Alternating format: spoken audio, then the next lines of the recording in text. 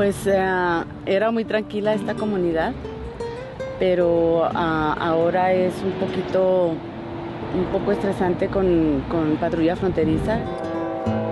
Javier Perea, mayor for the city of Sutherland Park. Sutherland Park is a border community. We have a population of about 17,000. This is the borderland, where Sunland Park, New Mexico, El Paso, Texas, and Ciudad Juarez, Mexico meet. ¿Tienes hermanos? ¿Quiénes son tus hermanos? Here, families see each other through a fence. Hola, mijo. Hola. ¿Qué andan haciendo? Fernando Garcia, I'm the founder and the executive director of the Border Network for Human Rights. This area has been subjected to most of the immigration strategies and policies of the current administration, but it's been here where the militia showed up in first place. This is where they launched their initiatives, not only to patrol the border, but also to build a private border wall.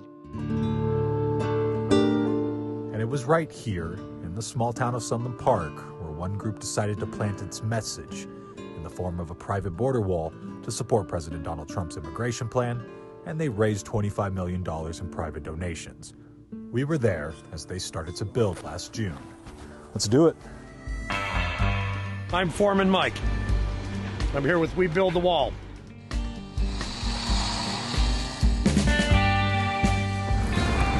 See how rugged the terrain is yourselves. It's brutal. Since the terrain is so rugged, could one argue that, that's enough of security for these people to not cross over? Where we built the wall, as everybody calls it, it's actually a bollard fencing system. We have shut off 19 footpath trails for the cartel.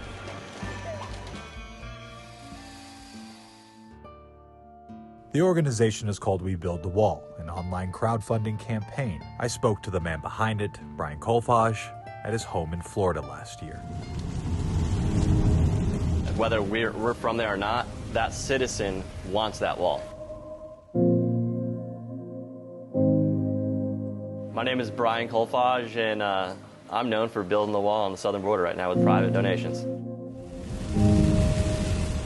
So what stuff led you up to this wall, building this wall? We've been promised border security for the last 30 years, and I just felt like our politicians were playing games. And I see both sides of the story. I know there's an issue going on. Our politicians are holding both sides in the middle for their own personal gain, and I just felt like maybe I could have a difference.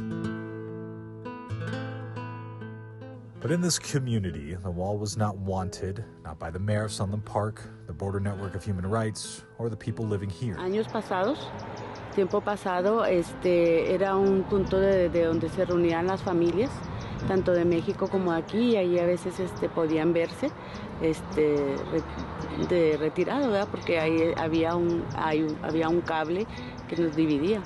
Individuals who are not from the community seem to or think that they understand the dynamics of our region. A year later, after the private wall already cemented itself in the community, the U.S. Attorney in New York charged Hoppough and 3 others, including former White House advisor Steve Bannon, with defrauding hundreds of thousands of people who donated to We Build the Wall.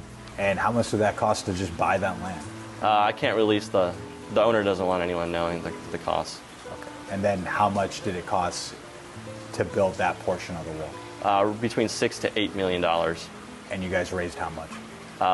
From the first date. And you guys raised how much so far?